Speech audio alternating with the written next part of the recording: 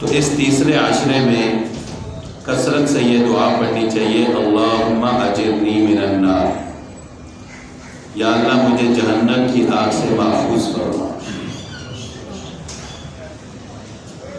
تو یہ تیسرا عشرہ الوداعی عشرہ ہوتا ہے رمضان المبارک کا، اور اس تیسرے عشرے میں اللہ تعالیٰ نے ایک خاص عبادت بھی رکھی ہے تاکہ میرے بندے یکسو ہو کر میرے در پر آئے، اور وہ عبادت ہے اعتکاف۔ اعتکاف کی آپ صلی اللہ علیہ وسلم نے بہت زیادہ فضیلت بیان فرمائی ہے۔ ایک حدیث میں آپ صلی اللہ علیہ وسلم نے ارشاد فرمایا کہ جو شخص ایک دن بھی اللہ تعالیٰ کی رضا کے لیے اعتکاف کرتا ہے تو اللہ تعالیٰ اس کے اور جہنم کے درمیان 3 ایسی خندقیں حائل فرما دیتے ہیں جن کی چوڑائی زمین اور آسمان کے درمیانی فاصلے کے برابر ہے۔ ایک دن کے اعتکاف پر اللہ تعالیٰ 3 ایسی خندقیں حائل فرما دیتے ہیں۔ تو جو شخص 10 دن کا اعتکاف کرے گا تو اللہ تعالیٰ اس کے اور جہنم کے درمیان 30 ایسی خندقیں حائل فرما دیں گے۔ تو ظاہر ہے یہ سنت علی الکفایہ اعتکاف جو ہوتا ہے یہ 10 دن کا ہی ہوتا ہے، 10 دن سے کم کا نہیں ہوتا۔ ہاں نفلی اعتکاف انسان 1 منٹ کا، آدھے گھنٹے کا، 1 گھنٹے کا بھی کر سکتا ہے، جس وقت بھی مسجد میں داخل ہو اعتکاف کی نیت کر لے، اور کرنی بھی چاہیے۔ جب انسان مسجد میں داخل ہو اعتکاف کی نیت کر لے تو جتنی دیر وہ مسجد میں رہے گا اعتکاف کی حالت میں ہوگا۔ تو ظاہر ہے جب وہ اعتکاف کی نیت کر کے مسجد میں آئے گا تو پھر ہر اس کام سے اپنے آپ کو بچائے گا کہ جو معتکف کے مناسب نہیں ہے۔ جب وہ اعتکاف کی نیت کر کے مسجد میں آئے گا تو پھر مسجد میں کوئی دنیاوی بات نہیں کرے گا، پھر مسجد میں بیٹھ کر وہ موبائل پر کسی سے بات نہیں کرے گا، پھر وہ مسجد میں فضول گپ شپ نہیں لگائے گا۔ تو یہ مسجد میں آنے کا ایک ادب بھی ہے کہ جب انسان مسجد میں داخل ہو تو اعتکاف کی نیت کر لے، تو جب وہ باہر نکلے گا تو اس کا اعتکاف ختم ہو جائے گا۔ یہ نفلی اعتکاف ہے، اس کے لیے کوئی مدت نہیں ہے کہ کتنا وقت آپ نے ٹھہرنا ہے۔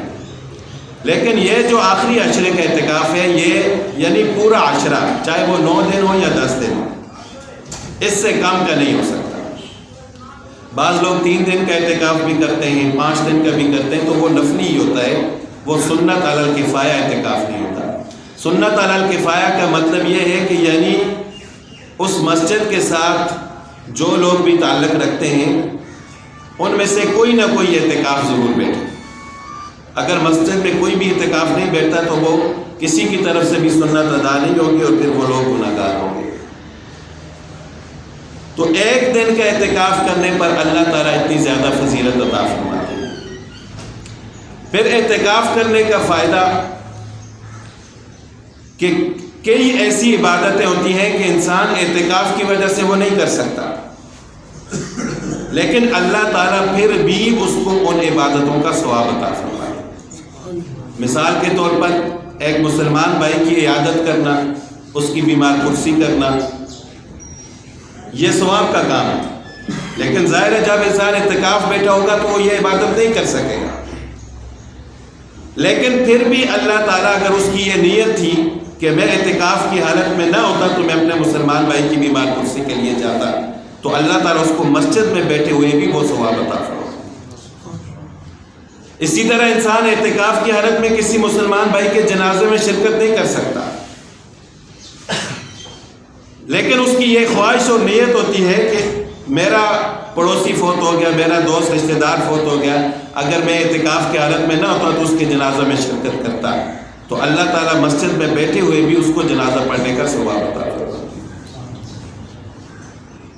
اگر کوئی کسی کے جنازہ میں شرکت کے لیے جاتا ہے تو اس کا اعتکاف ٹوٹ جاتا ہے، اس کو پھر اس کی قضا کرنی ہوتی ہے، چاہے اپنے والدین کا جنازہ ہی کیوں نہ ہو۔ شرکت کے لیے جا نہیں سکتا، اگر جائے گا تو اس کا اعتکاف ٹوٹ جائے گا، یا تو وہ صبر کرے یا پھر اس نے جانا ہے تو پھر وہ دوبارہ اس اعتکاف کی قضا کرے گا۔ تو جس طرح مردوں کے لیے اعتکاف بیٹھنا سنت ہے، اسی طرح عورتوں کے لیے بھی اعتکاف بیٹھنا سنت ہے۔ عام طور پر تو مسجدوں میں اس طرح عورتوں کے لیے انتظام نہیں ہوتا، تو عورتیں گھر میں ایک جگہ متعین کر لیں، تو وہ جگہ مسجد کے ہی حکم میں ہوتی ہے۔ بعض لوگ یہ کہتے ہیں کہ اعتکاف تو مسجد میں ہوتا ہے، گھر میں کیسے اعتکاف؟ تو بھائی مسجد گھر میں جو جگہ متعین کی جاتی ہے وہ عارضی طور پر مسجد کے حکم میں ہوتی ہے۔ کئی صحابیات سے ثابت ہے کہ انہوں نے گھر میں ایک جگہ متعین کی ہوتی تھی نماز پڑھنے کے لیے، اور اس کو مسجد کا نام دیا ہوتا تھا۔ تو اس طرح عورتیں بھی گھر میں ایک جگہ متعین کر لیں، اس کو عارضی طور پر مسجد کا نام دے دیں، تو جب تک وہ اعتکاف کی حالت میں ہوں گی وہ جگہ مسجد کے حکم میں ہوگی۔ تو جس طرح ایک مرد کے لیے، اعتکاف والے مرد کے لیے بغیر ضرورت کے، بغیر عذر کے مسجد سے باہر نکلنا جائز نہیں ہے، تو اس عورت کے لیے بھی اس جگہ سے بغیر عذر کے باہر نکلنا جائز نہیں ہوگا۔ عذر یہی ہے قضاء حاجت کے لیے، وضو وغیرہ کے لیے، یا اگر کوئی کھانا لانے والا نہیں ہے تو پھر کھانا لانے کے لیے بھی اعتکاف والا جا سکتا ہے، اگر کوئی بھی نہ ہو لانے والا۔ اس طرح اگر کوئی اور عذر ہے تو پھر اس کو اجازت ہے مسجد سے باہر نکلنے کی۔ تو اسی طرح اگر خواتین گھر میں اعتکاف کرتی ہیں تو ان کے لیے بھی اسی طرح سنت ہے، اسی طرح ثواب ہے جس طرح ایک مرد کے لیے مسجد میں اعتکاف کرنے کا ثواب ہے، اور وہ جگہ متعین کر کے اس کو مسجد کا نام دے۔ تو جب تک وہ وہاں پر اعتکاف کی حالت میں ہوگی وہ جگہ مسجد کے حکم میں ہوگی۔ تو اپنے گھر والوں کو بھی ترغیب دینی چاہیے۔ اگر انسان خود اعتکاف نہیں بیٹھ سکتا لیکن اگر وہ کسی کی مدد کرتا ہے، کسی کو ترغیب دیتا ہے، تو اگر اس کی بات سن کر کوئی دوسرا شخص اعتکاف بیٹھتا ہے تو اللہ تعالیٰ اس کو بھی اس کا اجر و ثواب عطا فرمائے۔